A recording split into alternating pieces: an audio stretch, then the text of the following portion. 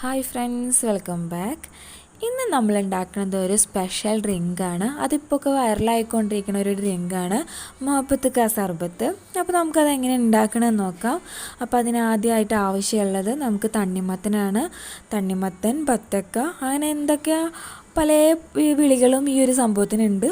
അപ്പോൾ നമ്മൾ തണ്ണിമത്തൻ എടുക്കുകയാണ്. അപ്പോൾ ഇതുപോലെ കുഞ്ഞു കുഞ്ഞേതാക്കിയിട്ട് അരിയുക.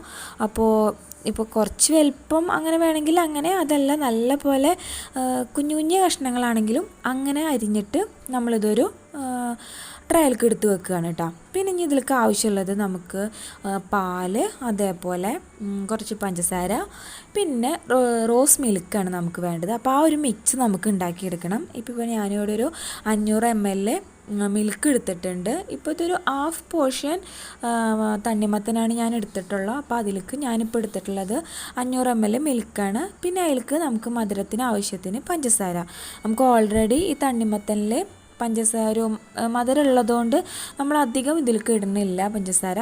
അപ്പോൾ ഒരു 2-3 ടേബിൾ സ്പൂൺ പഞ്ചസാര ഇട്ടിട്ട് അതൊന്ന് മിക്സ് ചെയ്യുക. പിന്നെ അത് കഴിഞ്ഞതിന് ശേഷം അതിലേക്ക് നമ്മൾ റോസ് മിൽക്ക് ഒരു 1.5 ടീസ്പൂൺ, ഞാൻ ഇപ്പോൾ ഈ ഒരു ടീസ്പൂൺ കൊണ്ട് തന്നെ ഒരു 1.5 ടീസ്പൂൺ നമ്മൾ ആഡ് ചെയ്തിട്ടുള്ളൂ. ഓവറായാൽ ചിലപ്പോൾ അതിൻ്റെ ഒരു കുത്തിൻ്റെ ഒരു സ്മെല്ല് അല്ലെങ്കിൽ അങ്ങനത്തെ ഒരു ഇതെടുക്കും. അപ്പോൾ ഒരു 1.5 ടീസ്പൂണേ ഞാൻ ഇതുകൊണ്ട് എടുത്തുള്ളൂ. ഇനി നമുക്കിത് നല്ലപോലെ മിക്സാക്കി എടുക്കണം.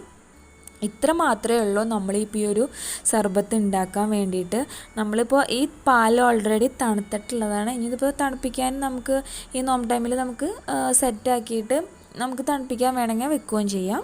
ഈ ഒരു മിക്സ് നമ്മൾ നേരത്തെ കഷ്ണങ്ങളാക്കി വെച്ചിട്ടുള്ള തണ്ണിമത്തയിലേക്ക് എടുത്തൊഴിച്ചാൽ നമ്മുടെ മോഹബത്ത് സർബത്ത് നമുക്ക് റെഡിയായി.